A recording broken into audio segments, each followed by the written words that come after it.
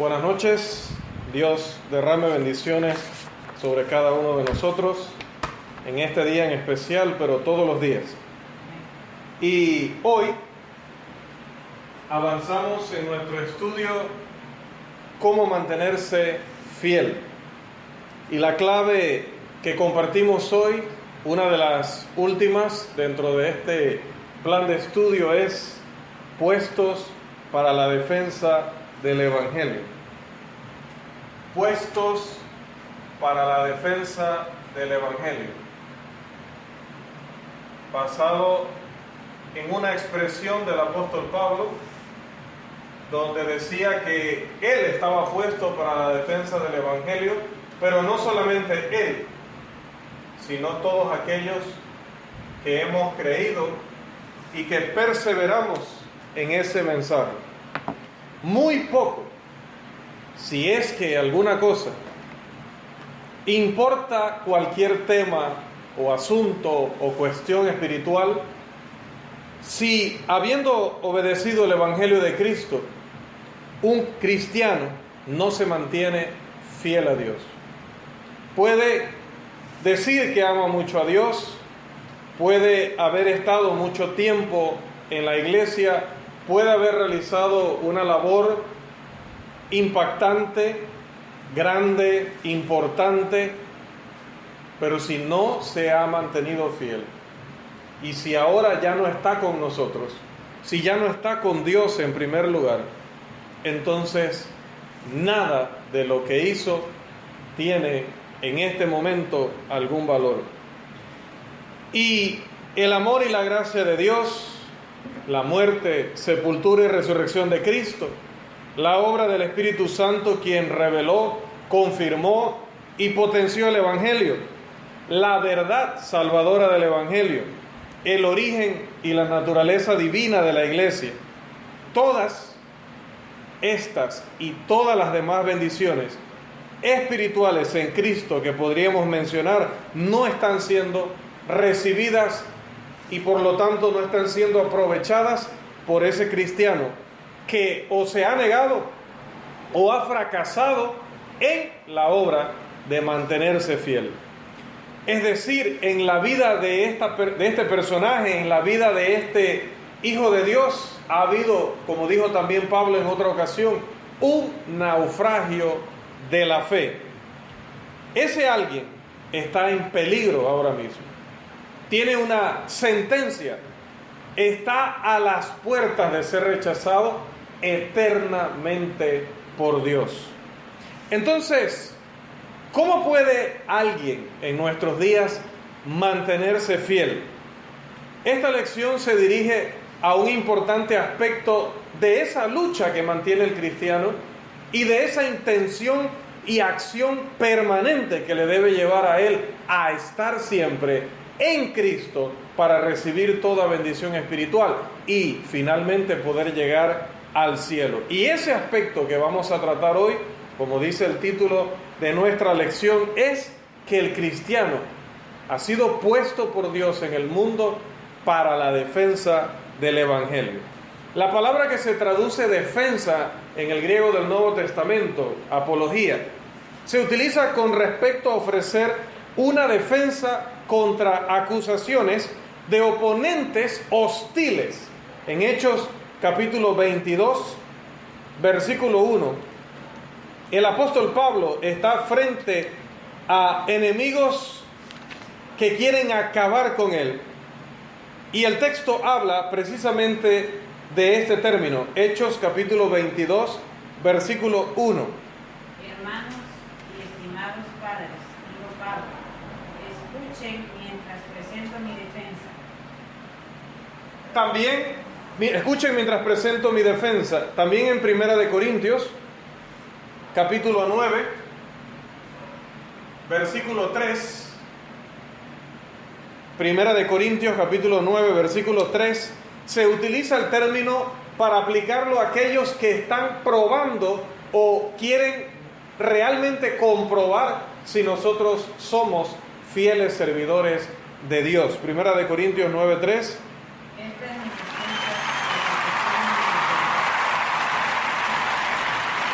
dice, esta es mi respuesta o esta es mi defensa. En la segunda carta de este mismo apóstol a Timoteo, en el capítulo 4 y versículo 16, se utiliza para aplicarlo a las autoridades civiles. Segunda de Timoteo 4, 16. En mi primera defensa nadie estuvo a mi lado, sino que todos me abandonaron. Cuando Pablo tuvo que defenderse de las acusaciones que le hacían sus compatriotas ante las autoridades, dice que nadie estuvo con él. Dice, en mi primera defensa. Y en Filipenses, en la carta a los Filipenses, en el capítulo 1, el versículo 7 y el 17, se aplica específica y directamente a la causa del Evangelio. Filipenses 1, 7 y el 17, por favor. Está bien que sienta estas cosas por todos ustedes, porque ocupan un lugar especial en mi corazón y participan conmigo del favor especial de Dios, tanto en mi prisión como al defender y confirmar la verdad de la buena noticia. Dice que los filipenses se unían con Pablo o participaban juntamente con Pablo en la defensa del Evangelio. En 1 de Pedro 3.15, dice el apóstol que siendo que Dios nos ha puesto para la defensa del Evangelio, siendo que debemos ser copartícipes con los apóstoles de la predicación y la defensa de ese mensaje, entonces, teniendo esa gran responsabilidad, ¿qué dice Pedro que debemos hacer? Primera de Pedro capítulo 3, versículo 15, lo conocemos bastante bien, quizá de memoria, Primera de Pedro 3:15. Sino santificad a Dios el Señor en vuestros corazones, y estar siempre preparado para presentar defensa con mansedumbre y reverencia ante todos los demás de razón de la esperanza que hay en vosotros. Estando siempre preparados para presentar defensa. Y es la razón por la cual se justifica su presencia aquí. Si usted solamente quiere venir a adorar a Dios como quien cumple una obligación, entonces usted viene el domingo y no la pasa muy bien porque está cumpliendo solo una obligación. Pero cuando usted entiende que no solo el predicador y el maestro, sino todos, hombres y mujeres, jóvenes y ancianos, están puestos por Dios para defender el Evangelio, pues si a mí me dicen que tengo que defender algo, defender a alguien, entonces eso me dice, y tenemos acá un hombre que está estudiando precisamente cómo defender los derechos de un ciudadano, pues tengo que prepararme. No puedo poner un letrero allá afuera y decir, pues a partir de hoy soy abogado, cualquiera que quiera que lo defienda, que venga acá. Solo poniendo un rótulo allá afuera y que venga la gente. No, primero hay que pasar 3, 4 años o 5, 6 años especializándose para luego recibir una idoneidad, para luego entonces ofertar al pueblo y decir, yo le puedo defender, yo puedo representar su causa. Y si hablamos en la parte física, pues imagínese que alguien esté sufriendo algún tipo de abuso, de bullying, y venga a buscarnos para que le defendamos, pero resulta que no nos podríamos defender ni a nosotros mismos. Si un esposo tiene preocupación porque su esposa llega tarde de la noche a la parada de buses y hay una cierta distancia con su hogar, y si él la quiere proteger o la quiere defender, pues él estará siempre pendiente para que ella no camine sola. Incluso él hasta estará siempre alerta por si, aún caminando ellos dos, reciben algún tipo de ataque. Cuando alguien te da la responsabilidad, te dice que es tu deber, tu trabajo, defender, entonces te tienes que preparar. Y como el Evangelio es atacado continuamente, el apóstol dice, estén siempre preparados para presentar defensa de la razón que tenemos. Entonces, hermanos, a través de esta lección vamos a ofrecer las siguientes reflexiones en cuanto a este maravilloso tema de ser defensores del Evangelio. En primer lugar, el primer punto de nuestra lección: uno debe conocer, para poder ser un buen defensor del Evangelio, uno debe conocer el Evangelio. Uno debe conocer el Evangelio y valorar su importancia.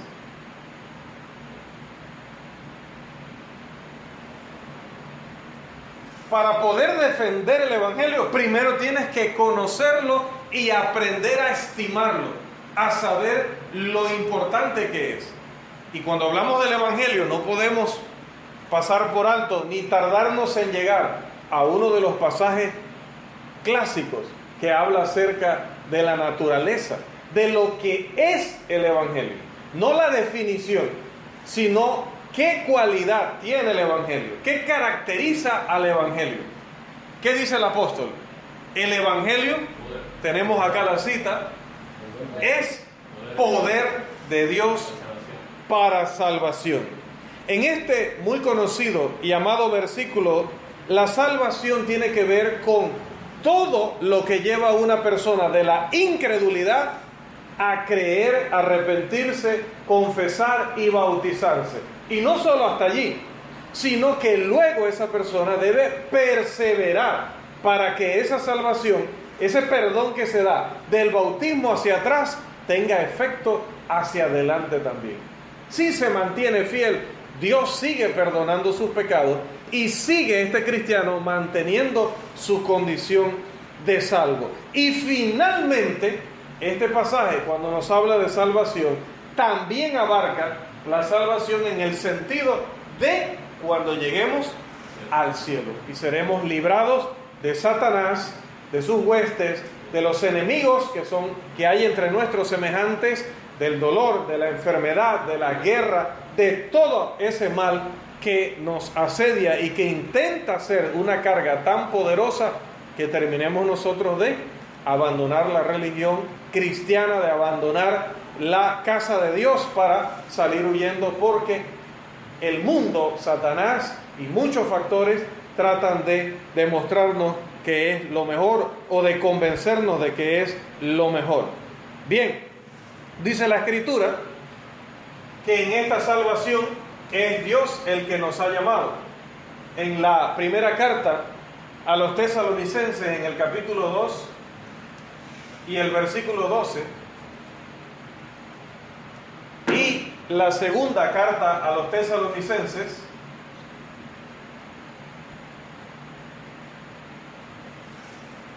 la segunda carta a los tesalonicenses, capítulo 2, los versículos 13 y 14. Por favor, primera de Tesalonicenses 2:12 y segunda de Tesalonicenses, capítulo 2, los versículos 13 y 14. Les rogamos, los alentamos y les insistimos que lleven una vida que Dios considere digna, pues Él los llamó para que tengan parte en su reino y gloria. Nos ha llamado a su reino y a su gloria. Por esto somos elegidos, ¿para qué? Dice la segunda carta, 2, 13 y 14. ¿Para qué somos elegidos? Pero nosotros siempre tenemos que dar gracias a Dios por vosotros, hermanos amados por el Señor, porque Dios os ha escogido desde el principio para salvación, mediante la santificación por el Espíritu y la fe en la verdad. Y fue para esto que Él os llamó, mediante nuestro Evangelio, para que alcancéis la gloria de nuestro Señor Jesucristo. Bien, dice, nos llamó mediante el Evangelio para que alcancemos la gloria. Esta salvación es posible no porque, como algunos enseñan, el Espíritu Santo entre directamente al corazón del que está oyendo la predicación y lo cambie milagrosamente. Decía en una clase, forzadamente, porque si el Espíritu Santo entra al corazón y pone la fe de la persona o en la persona, entonces el Espíritu Santo o Dios está obligando a la persona a pertenecer a su reino y a su gloria. Entonces ya no sería un llamamiento, ya Dios no estaría llamando, Dios estaría obligando. Pero no es compatible esta doctrina de viene y te coloca milagrosamente la fe y entonces tú crees en Dios. Es decir, no fue de corazón o no fue de tu iniciativa, no fue tu decisión ni tu voluntad, sino que Él milagrosamente cambió tu voluntad. No así, porque la Biblia dice que es un llamamiento. La Biblia dice que es una invitación. Nos invita a su reino y a su gloria, y nosotros hemos aceptado por nuestra iniciativa y por nuestra voluntad. Bien, entonces, como decía, cuando Romanos 1:16 dice que el Evangelio es poder de Dios para salvación, no nos especifica, pero lo podemos ver a través de la Biblia, que en la salvación hay dimensiones. Específicamente hay 3 dimensiones de la salvación. La primera, como la mencionaba, es la salvación de los pecados pasados. Es decir, los pecados que se dieron, ¿cuándo? La salvación de los pecados pasados se da todo lo que vivimos, todo lo que hicimos y lo que no hicimos. Recuerda que el pecado es comisión u omisión, por lo que hago malo y por lo que no hago bueno. La salvación de los pecados pasados. Pero la salvación, dice el apóstol en 2 de Timoteo capítulo 1, versículo 9, es en tiempo pasado. Dice, en esta primera dimensión, dice 2 de Timoteo 1:9. 2 de Timoteo 1:9. Pues Dios nos salvó y nos llamó para vivir una vida santa. No lo hizo porque lo mereciéramos, sino porque ese era su plan desde antes del comienzo del tiempo, para mostrarnos su gracia por medio de Cristo Jesús. Bien, dice que nos salvó en pasado, pero nosotros decimos que somos salvos. Eso es presente. El apóstol Pablo dijo, nos salvó. O sea que nosotros podríamos decir, bueno, fuimos salvos. En mi bautismo, Dios me salvó de los pecados pasados. Hasta allí. El efecto llegaría hasta allí. Pero hay una segunda dimensión, una que está en curso ahora mismo, una que nos mantiene en la condición de salvación. Vamos a leer 1 de Corintios capítulo 1, versículo 18 y el 15:2. 1 de Corintios, por favor, 1:18 y 15:2.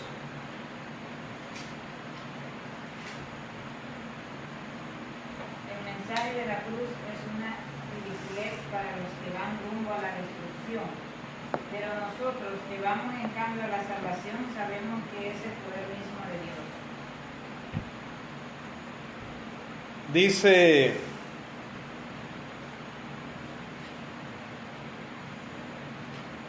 bueno, dice la versión estándar, ¿no? Que el significado de la palabra estamos salvos. En el griego se debería traducir o tiene el sentido de siendo salvados. Estamos siendo salvados. Ya no es una acción que realizó Dios en un momento en el pasado, en la historia, sino que lo está realizando en este momento. Dios me está salvando. Aparte de que ya me salvó, ahora me está salvando. Continúa salvándome. Dice el 15:2 en la versión estándar. Por el cual también sois salvos, si retenéis la palabra que os prediqué, a no ser que hayáis creído en vano. Así es, dice, sois salvos, ¿verdad? Vamos a utilizar un poquito la versión estándar porque estas otras versiones son para aclarar, pero más que todo en una lectura personal. pero la lectura pública es importante que sea literal, o sea, tal y como la escribieron los apóstoles. Por eso es importante la Reina Valera o la Biblia de las Américas como versiones recomendadas para la lectura pública, porque el problema es que ellos allá tratan de ser tan explicativos que cambian los tiempos de los verbos, cambian los términos para hacerlos más entendibles, pero se alejan entonces de el sentido original. Entonces, a la hora de estudiar, son versiones que no se adaptan al estudio. Son versiones más que todo, como decía, para tener como otra perspectiva del texto, pero siempre mantengamos para lo que es estudio la versión tradicional o las versiones conocidas, para que ustedes vean que el Espíritu Santo no eligió. A veces los traductores piensan que ellos pueden agarrar un término y ahí dice, soy salvo. Y ellos dicen, no, pero soy salvo, eso suena como de allá, de 1700 no sé cuánto, en la España antigua. No, vamos a quitarle ese soy salvo. Vamos a ponerle, ustedes han recibido el rescate de Dios. Suena bien, se entiende, pero resulta que se pierde una enseñanza muy potente y muy interesante. ¿Cuál? Que la salvación no se da en un solo momento de la historia.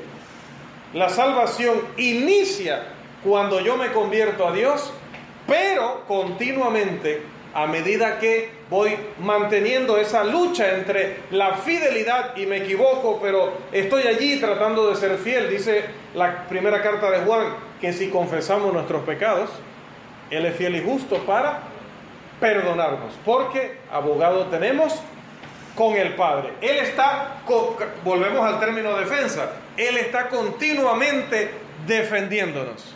Así que Dios está continuamente salvándonos. Es importante el tiempo del verbo ahí, sois salvos. Así que en las tres dimensiones, primero la salvación de los pecados pasados y la salvación continua en la vida cristiana.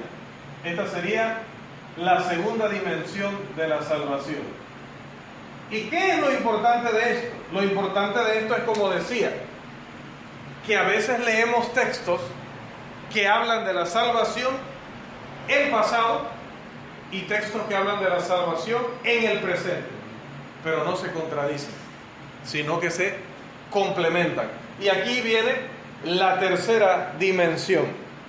La tercera dimensión es una combinación de ese proceso que Dios realiza en el presente, pero también visualizando el futuro. Vamos a leer, por favor, Efesios capítulo 2, los versículos 5 y 8. Efesios capítulo 2, los versículos 5 y 8. Aun cuando estábamos muertos en nuestros delitos, nos dio vida juntamente con Cristo. Por gracia habéis sido salvados. Porque por gracia habéis sido salvados por medio de la fe. Y esto no de vosotros, sino que es don de Dios. Dice el primer texto, el versículo 5, habéis sido salvados. Nosotros no lo podemos, vuelvo al tema de las traducciones, no lo podemos notar en la versión en español, pero en el original esas dos expresiones son distintas. En español parecen idénticas, habéis sido salvados, pero una tiene que ver con lo que sucedió en el pasado. Habéis sido salvados cuando Dios les perdonó sus pecados en el momento del bautismo. Y la otra frase en el versículo 8 implica que habéis sido salvados, pero con una proyección hacia el futuro. Las tres dimensiones de la salvación: salvación de los pecados pasados cuando nos bautizamos, salvación continua en la vida cristiana a medida que nosotros nos ponemos en paz con Dios cuando fallamos y estamos buscando ese proceso de santificación, ese proceso de cumplir con la voluntad de Dios. Y la salvación futura, que tiene que ver, como decíamos, con ese rescate final. Dios, en la persona de Jesús, regresa a esta tierra para rescatar a su pueblo, para llevárselo y alejarlo del dolor, del pecado, de Satanás, de los enemigos que son algunos de ellos nuestros semejantes, de la falsa doctrina, de todas las cosas que nos rodean y, como decía, tratan de llevarnos por un camino erróneo. También el apóstol dice que ese efecto continuado es el que nos permite a nosotros decir que en este momento somos salvos. Recuerdo que preguntaba a un hermano en una ocasión, en un estudio, ¿cuántos de los que están aquí se consideran salvos?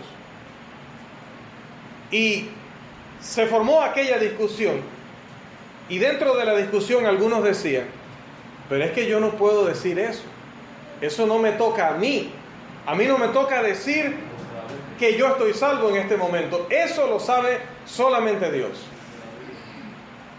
Pero como dice el hermano Roberto, la Biblia dice que nosotros estamos siendo salvados como un proceso continuo. Dice, yo sé que Dios me salvó cuando me convertí, pero ahorita mismo no lo sé.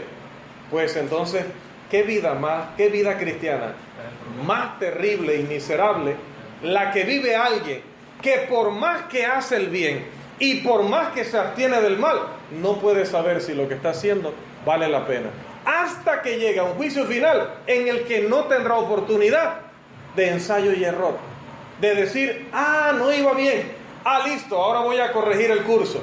No, ya en ese momento no se puede. Qué injusto sería Dios si no nos podría dar hoy la seguridad de que estamos gozando de la salvación en Cristo. Pero sí lo hace a través de estos pasajes que tenemos aquí, sobre todo en esta lista, esta segunda lista de acá. Dios nos está enseñando que siempre nos está salvando, que en un momento que fallamos, que cuando nos alejamos de Él, cuando decidimos hacer nuestra voluntad, ponemos en riesgo nuestra alma. Decíamos, estamos en riesgo de ser rechazados eternamente por Dios. Pero por otro lado, están estos pasajes que dicen que abogado tenemos para con el Padre y que si confesamos nuestros pecados, Él es fiel y justo para perdonarnos. Y cuando nos perdona, nos está salvando una vez más. ¿Ven? Por eso Primera de Pedro, en la primera carta que el apóstol Pedro escribe a los hermanos judíos, en la dispersión, Primera de Pedro, capítulo 1, versículo 9, dice lo siguiente. Primera de Pedro, capítulo 1, versículo 9. Por favor. Obteniendo como resultado de vuestra fe la salvación de vuestras almas. Obteniendo como resultado. Mire, si nosotros fuimos salvos una sola vez, ¿cómo dice Pedro que la fe nuestra ahora va a obtener como resultado la salvación? La va a obtener. Entonces, por eso decía que si uno no entiende que la salvación tiene 3 dimensiones, entonces piensa que estos textos se están contradiciendo, o simplemente al final dice, bueno, no sé, estoy confundido y no entiendo, no sé si me salvó, si me está salvando, si me salvará, no sé en qué momento pasa realmente eso, porque encuentro uno que dice una cosa y encuentro otro que dice lo otro. Pedro simplemente está complementando la información de los otros textos al decir, si fuiste salvo en el pasado, si estás siendo salvo cuando eres limpiado por la sangre de Cristo, cuando Cristo aboga por ti, pero hay una salvación final. Y esa salvación final, puedo decir, esa etapa es superior a las otras dos. En el sentido de que es definitiva, eso es una. Ya sabes que en el momento que llegue Cristo y te considere en la lista del buen siervo fiel, de ahí, ahora sí, no caerás jamás. Una vez llevado al cielo, voy a parafrasear a Juan Calvino, pero ahora sí diciendo lo correcto, una vez en el cielo, siempre en el cielo. Y una vez en el infierno, siempre en el infierno. Entonces, en ese sentido, pues, la salvación se asegura solamente en el cielo. Mientras tanto, dice Filipenses, tenemos que ocuparnos en nuestra salvación con temor y temblor. Entonces, es una salvación pasada, presente y también futura. Eso está contenido en nuestro pasaje base, que es este que está aquí. No me avergüenzo del Evangelio, porque es poder de Dios para salvación a todo aquel que cree, al judío primeramente y también al griego. La salvación será concedida por la gracia de Dios cuando alguien entre al cielo después de haber vivido o mantenido una vida de fidelidad. Segunda de Timoteo, capítulo 4, los versículos 6 al 8. Segunda de Timoteo, capítulo 4, los versículos 6 al 8. Por favor. Porque yo ya estoy para ser derramado como una ofrenda de libación, y el tiempo de mi partida ha llegado. He peleado la buena batalla, he terminado la carrera, he guardado la fe. En el futuro me está reservada la corona de justicia que el Señor, el juez justo, me entregará en aquel día. Y no solo a mí, sino también a todos los que aman su venida. No solamente a mí, sino a todos los que aman su venida. La salvación es concedida en el bautismo, en la conversión, pero Dios tiene reservada una salvación final, definitiva, que solamente le dará a aquellos que, como dice 2 de Timoteo 4, hayan peleado la buena batalla, hayan guardado la fe, se hayan mantenido hasta el final y puedan decir, mire cómo Pablo hablaba, ya lo que me queda reservada es la corona. Y era Pablo impecable en el sentido de no cometer ningún pecado, de no cometer ningún error, definitivamente que no. Era un ser humano como usted y como yo, al que a veces había que abofetear. Pero a pesar de eso, él sabía que había vivido una una carrera cristiana, que su existencia en esta tierra había tenido un peso espiritual de tal calibre, de tal importancia, que él podía decir, pues, he cumplido. Y si ahora soy ejecutado como consecuencia de mi fe, yo sé lo que me espera. El cristiano puede y debe estar seguro de su salvación. Por eso me preocupan aquellos que dentro de esa discusión, en ese lugar y quizás en otros lugares, digan, pues no lo sé, no sé si estoy salvo. Porque lo que no sé de esa respuesta es, si no lo saben porque no lo han estudiado, o no lo saben porque sus vidas no están a la altura, entonces no sienten que tienen nada que esperar, porque no están ofreciendo ni están sembrando ahora mismo absolutamente nada. Porque si estás sembrando, vas a cosechar lo que siembres. Si estás sembrando una vida de fidelidad, debes cosechar la corona de vida. Si tienes duda de que vas a cosechar la corona de vida, entonces lo contrario es cierto. No estás sembrando, no estás actuando ahorita mismo dentro de la fidelidad. Bien, decíamos, en primer lugar, uno debe conocer el Evangelio y valorar su importancia para convertirse en un defensor del Evangelio. En segundo lugar, uno debe conocer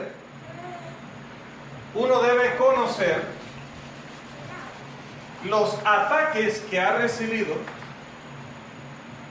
Vamos a colocarlo aquí. Uno debe conocer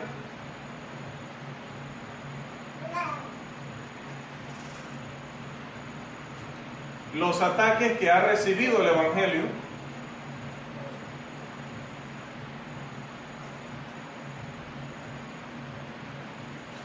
y las alternativas, entre comillas, ¿no?,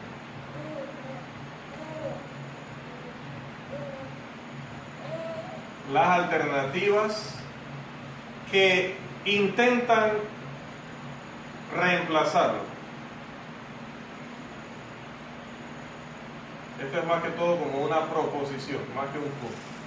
Uno debe conocer los ataques que ha recibido el Evangelio y conocer las alternativas que han intentado reemplazarlo.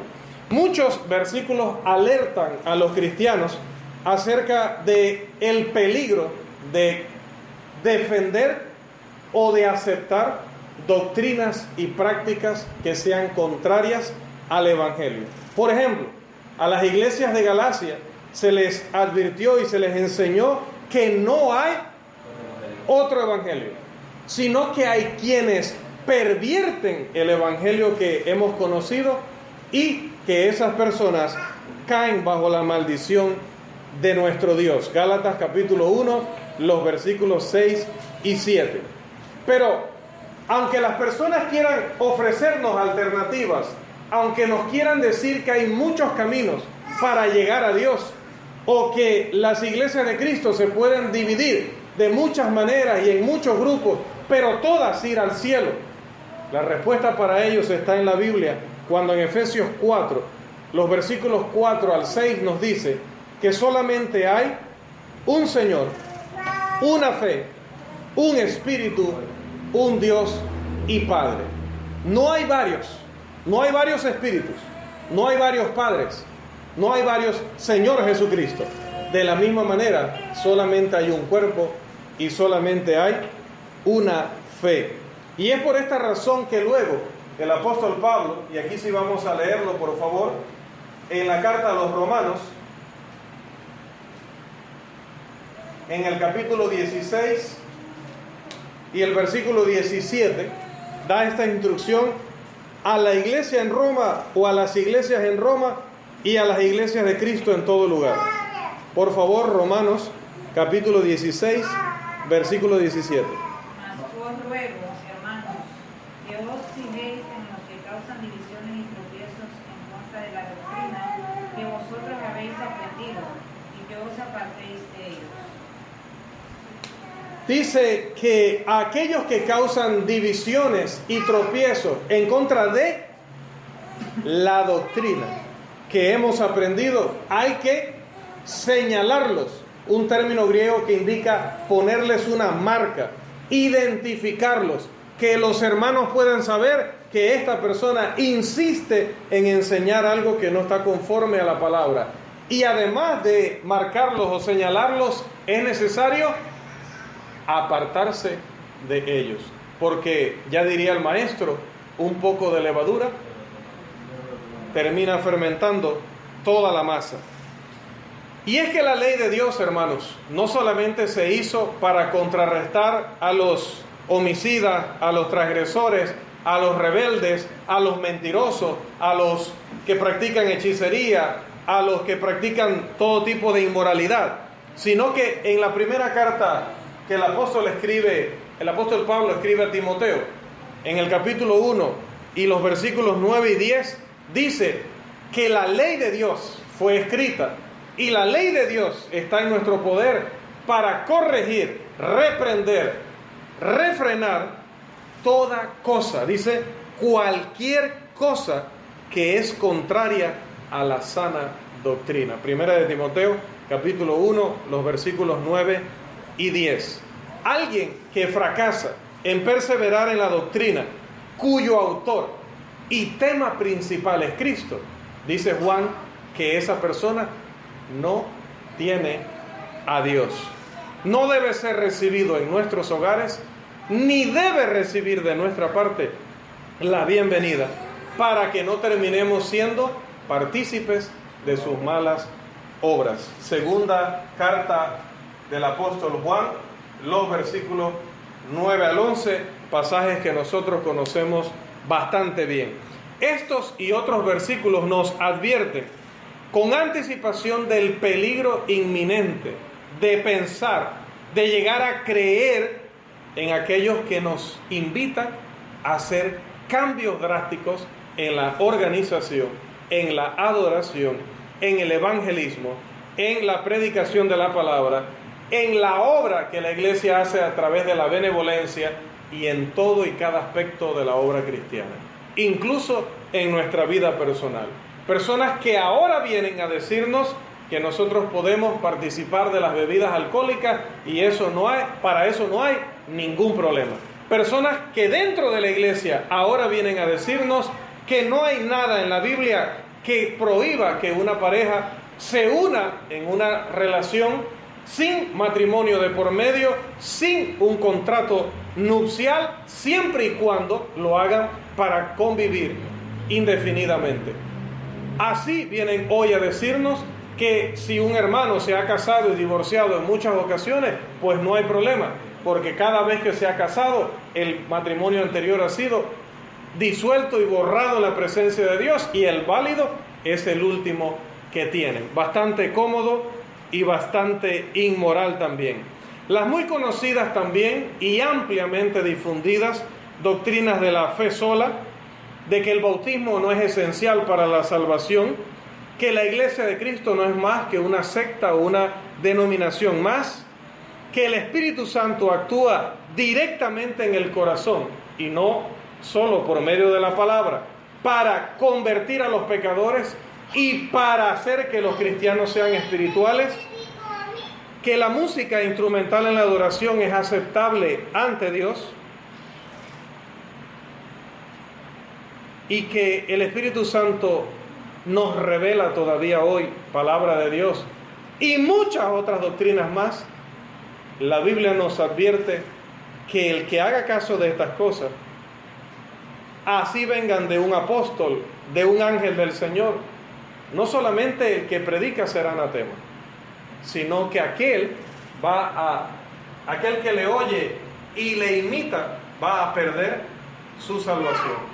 Recuerda el texto de la clase anterior, primera de Timoteo 4:16, porque haciendo esto te salvarás. Ten cuidado de la doctrina, de ti mismo y de la doctrina, porque haciendo esto te salvarás a ti mismo y a los que te oyeren. Y siempre les digo, vea la situación inversa.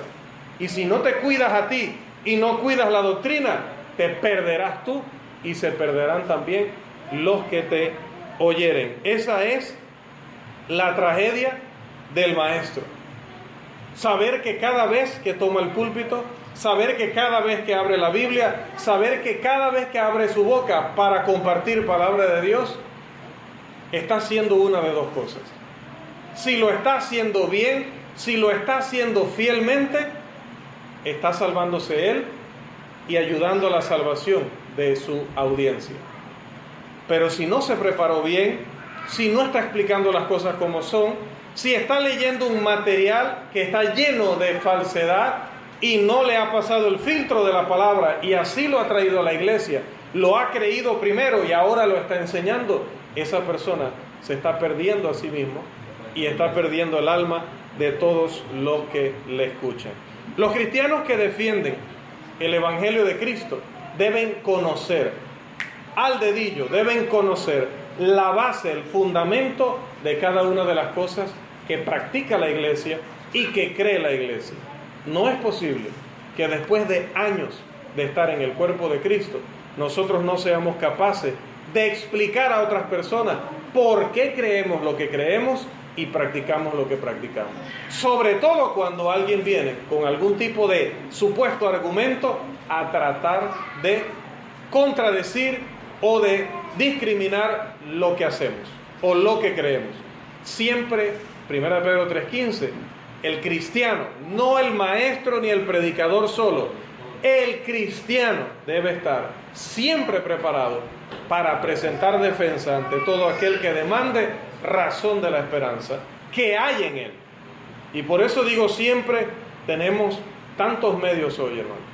Tenemos en primer lugar la Biblia impresa, lo que no tenían los cristianos del primer siglo. Tenían que cargar los textos aquí en la memoria.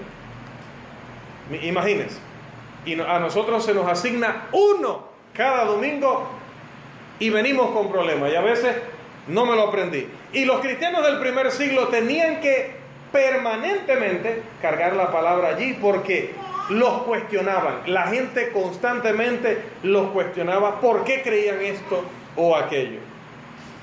Porque tenemos estudios bíblicos impresos para que estemos repasando constantemente la enseñanza. Porque tenemos medios audiovisuales, tanto acá en la congregación como en las redes, para que sigamos investigando y escudriñando y perfeccionando nuestro conocimiento.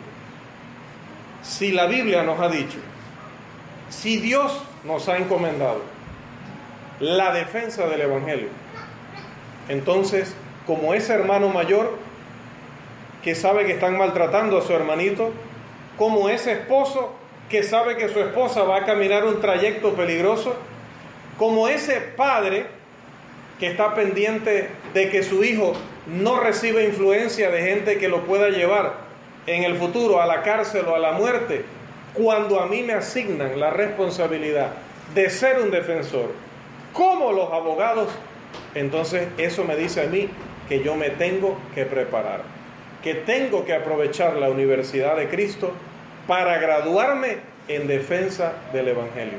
Si yo no valoro, si yo no conozco, porque para valorar tengo que conocer primero, ¿no? Así nos enamoramos, ¿no? Eso de enamorarse a primera vista, no. Me encantó a primera vista, me cautivó a primera vista, pero enamorarse, no. Se enamora cuando comienza aquel trato, aquel compartir, y usted encuentra esas cosas que le convence, cada uno a su manera, ¿no? La soga puede ser de muchos colores, pero es cuando se conocen. En la Biblia igual, podemos decir que la iglesia es buena, que la doctrina es buena, pero es cuando la estudiamos, cuando la conocemos, cuando la dominamos, que la amamos más. Hágalo para que vea. Y es el motivo por el cual, hermanos, nosotros trabajamos y luchamos cada día por traerle aquí palabra de Dios. Tratamos de no improvisar, tratamos de no traerle cualquier cosa, cualquier meditación. Tratamos de que usted se vaya de aquí aprendiendo algo. Pero es porque nosotros somos estudiantes, nosotros mismos somos estudiantes. Y pasamos días y muchas horas preparándonos para venir aquí y defender la verdad. Pero el resultado de esto debería ser que todos los que estamos acá también estemos preocupados por absorber y retener este conocimiento. Porque no se retiene solo con los oídos, olvídese de eso. No se retiene con los oídos. Se lo hemos dicho ya. 24 horas, adiós. 48 horas, ni me acuerdo. 72 horas, esa clase la dio Rolando o la dio Blanford. No me acuerdo. Entonces, no solo con los oídos, guárdela en el corazón, guárdela en el teléfono, cárguela impresa, pase repasando o manténgase repasando. Ante cualquier persona y en cualquier momento, sea un defensor del Evangelio. Que el Señor le bendiga.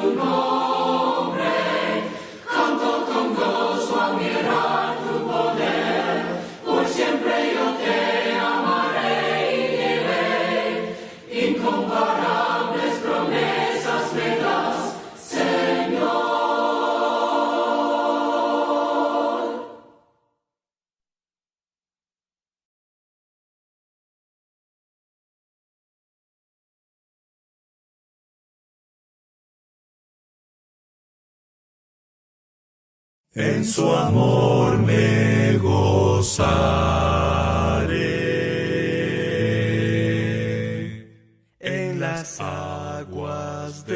la muerte, sumergido fue Jesús, mas su amor no fue apagado por sus penas en la cruz. Se levantó de la tumba, sus cadenas quebrantó, y triunfante y victorioso a los cielos ascendió. En las aguas del bautismo hoy confieso yo mi fe.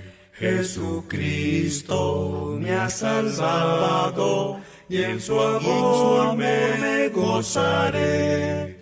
En las aguas humillantes a Jesús siguiendo estoy. Desde ahora y para el mundo y el pecado muerto soy. Yo que estoy crucificado, ¿cómo más podré pecar? Ya que soy resucitado, santa vida de llevar. Son las aguas del bautismo, mi señal de salvación. Y yo quiero consagrarme al que obró mi redención.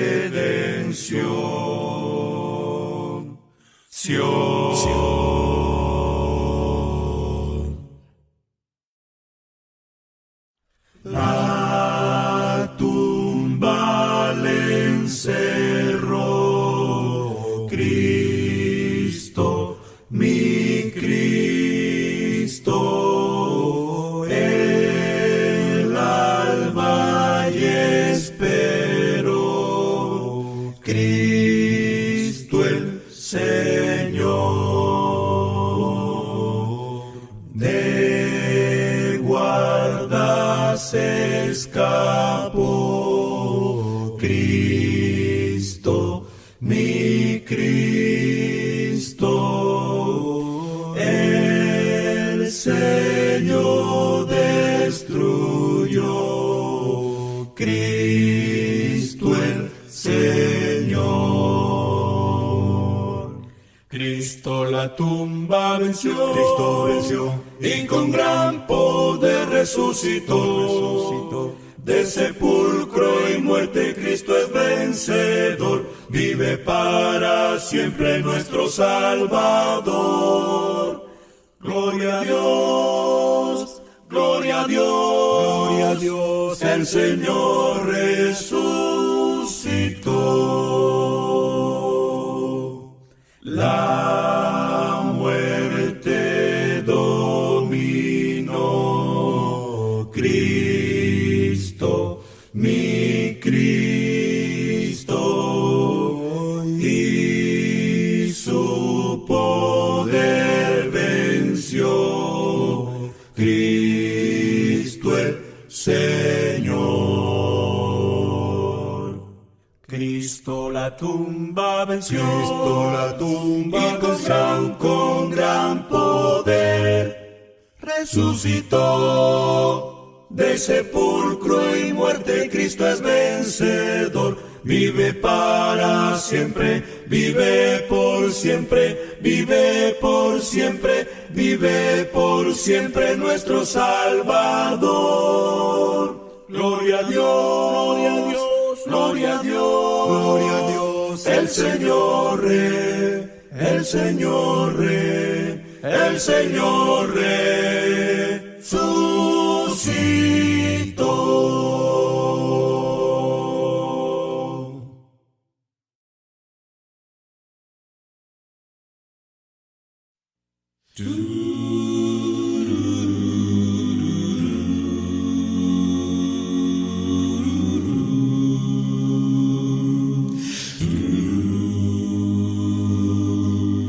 Hace algún tiempo que llegó al hogar, pequeña avecilla fue un regalo del Señor.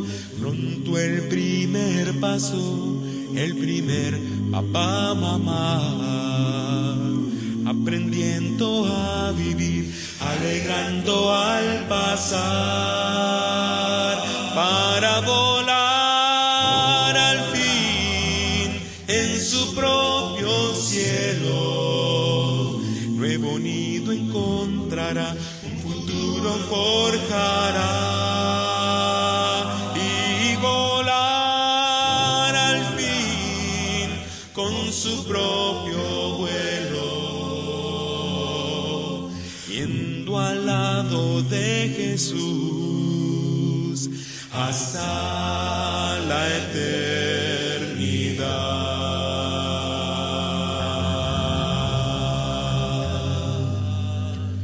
Y no me di cuenta, mi avecilla creció, los juguetes estudiar y la vida que siguió, tropezando pero al fin levantarse y comenzar.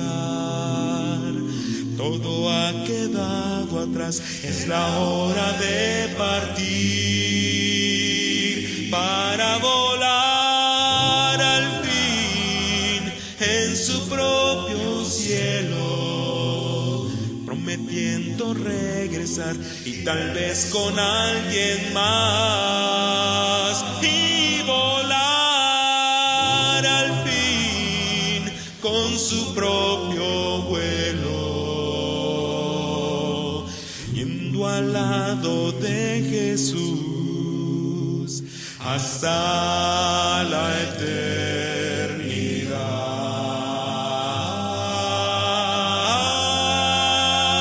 Para volar al fin en su propio cielo, nuevo nido encontrará, un futuro forjará.